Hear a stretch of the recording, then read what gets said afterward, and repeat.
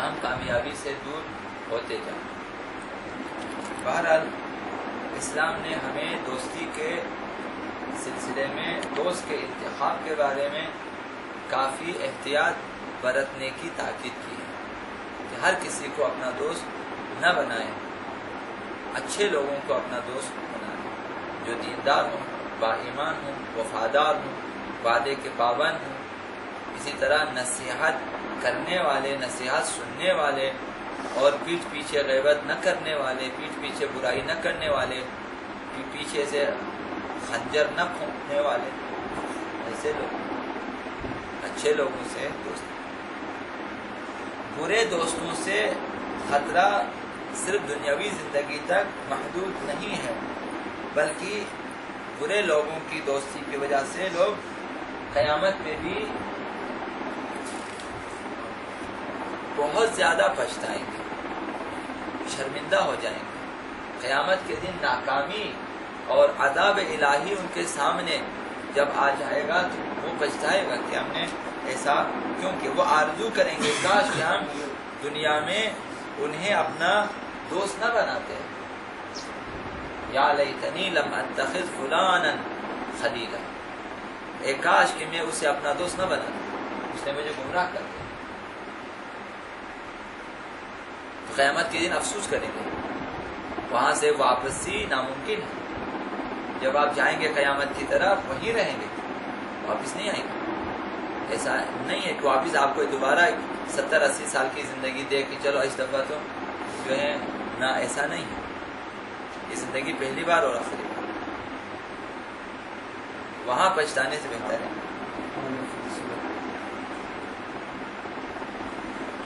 کل ایک حدیث بھی عرض کی کہ تمام خیر دنیا و آخرت دو چیزوں میں، پہلی چیز یہ ہے کہ اپنے رازوں کو پوشیدہ رکھیں، دوسری چیز اچھے لوگوں کو اپنا دوست بنائیں۔ دنیا اور آخرت کی جو ہے برائی دو چیزوں میں، یہ کہ اپنے راز کو فاش کر دیں اور برے لوگوں کو اپنا دوست بنائیں، اس میں رسوائی ہے دنیا کی بھی اور آخرت کی۔ اور پیغمبر اسلام نے فرمایا کہ اسعد الناس من خالط کرام الناس، کامیاب ترین لوگ وہ ہیں جو سعادت مند اور خوشبخت اور اچھے لوگوں کے ہم نشین ہوتے ہیں، ان کی صحبت میں رہیں، وہ لوگ سعادت مند ہیں، وہ نقصان نہیں اٹھائیں گے۔ اگر آپ کو فائدہ نہ دیں اچھے دوست، نقصان کبھی بھی نہیں دیں گے۔ برے دوست آپ کو فائدہ دے گا ہی نہیں، لیکن نقصان بہت زیادہ دے گا۔ بے وقوف دوست جو آپ کو فائدہ دینا چاہے گا لیکن نقصان دے گا، وہ آپ کو فائدہ دیتے دیتے نقصان دے گا۔ یہ کارٹون آتے ہیں، آپ اس کو غور سے دیکھیں، کتنے بے وقوف لوگ ہوتے ہیں کہ پورا گھر خراب ہو جاتے ایک سیب اتارنے کے لیے، ایسا بے وقوف یعنی ایسا ہوتا۔ وہ ایک چیز کمانے کے لیے 10 چیزوں کو کھو دیتا ہے۔ بے وقوف کی مثال آپ نے دیکھا ہوگا کہ ایک لڑکا جس کے ہاتھ میں مثال ہیرا ہے یا عقیق یمنی ہے جس کی قیمت بہت زیادہ ہے، یاقوت ہے، یا مثال جو ہے بہت قیمتی، اسے نہیں معلوم کہ اس کی قیمت کتنی ہوتی ہے، اسے نہیں معلوم۔ وہ بازار جاتے ہیں، دیکھتے ہیں کہ ایک شخص کے سر پہ بہت بڑا ٹوکرا ہے جس میں اچھے اچھے خورما بھرے ہوئے ہیں، ٹھیک، اب یہ اس کے ہاتھ میں پیسے نہیں ہیں، صرف ایک نگینہ ہے، مثال یہ انگوٹھی ہے جو بہت زیادہ قیمتی ہے۔ گھر میں والد نے مثال کسی نے بہت پیار سے اس کو دیا ہے کہ اس کو اپنے ہاتھ میں رکھیں، اچھا رکھیں۔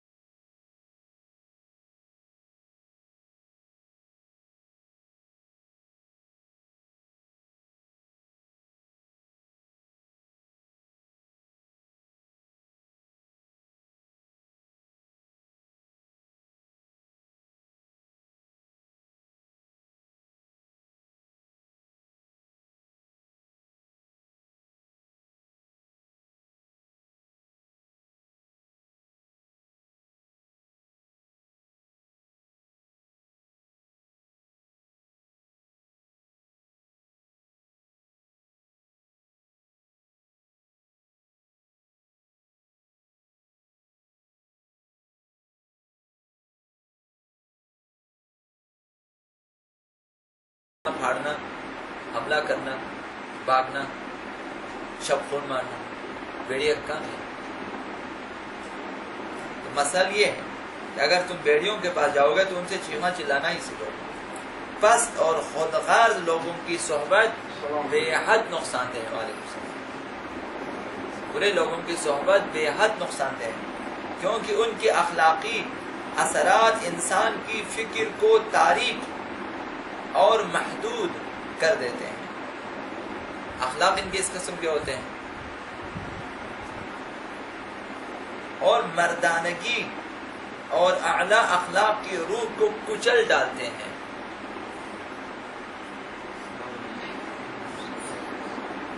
جب آپ سخی لوگوں کے پاس رہیں گے تو آپ میں سخاوت آ جائے گی، کنجوس لوگوں کے پاس رہیں گے آپ میں بھی کنجوسی آ جائے گی۔ آپ کنجوس لوگوں کے ساتھ رہیں، آپ اپنی پہلے جو پرانی سخاوت مندی ہے اس کے ساتھ ایک دفعہ آپ کھانا کھلائیں گے، چائے پلائیں گے، دوبارہ کھانا کھلائیں گے، چائے پیتے دوبارہ، جب آپ دیکھیں گے وہ بندہ ہمیشہ کرتا ہی نہیں، پھر آپ بھی غصے میں آ کے کم از کم اسی کی روش میں چلے گئے، میں بھی نہیں دیتا، یعنی آپ بھی خراب ہو جاؤ، آپ بھی نہیں دے گا، یا پھر کم از کم آپ اس کو جدا کرنا چاہیں گے اپنے آپ سے، تب بھی آپ کو بد اخلاقی کرنی ہوگی اس کے ساتھ، کیونکہ آرام سے وہ نہیں چھوڑے گا۔ یعنی اتنا کہ آپ کو ایک دفعہ غصہ دلا دیتا ہے، یہی کہ اس نے آپ کو غصہ دلایا، ناراحت کر دیا آپ کو، یہی برائی کم ہے، ورنہ آپ کبھی غصہ نہ کرتے، کبھی آپ بد اخلاق نہ ہوتے، کبھی کم از کم اپنا ذہن ہمیشہ صاف ہے، آپ کا کلیئر ہے، لیکن اس کے ساتھ رہ کے کم از کم اس سے جان چھڑانے کے خاطر جب اس سے آپ مماری کرو گے آپ کا ذہن اس کے بارے میں خراب ہو جائے، خود اسی شخص کے بارے میں ذہن خراب ہو جائے۔ یہ خود بہت بری بیماری ہے کہ انسان ایک دشمن اپنا بنا لے کہ اس کے بارے میں ہمارا ذہن خراب ہو جائے، کم از کم اس کے بارے میں اچھی باتیں تو نہیں آئے گی، ذہن بری باتیں ہی آتی ہیں، اب بھلے آپ معاف کریں اسے، پھر بھی اس کے بارے میں ذہن ہمیشہ خراب ہے۔ یہی بیماری کم ہے۔ خلاصہ ہم نجات حاصل نہیں کر سکتے اس طرح سے جب تک ہم اس کا پیچھا نہ چھوڑیں، ایسا کام کریں کہ وہ آپ کے پیچھے نہ آئے۔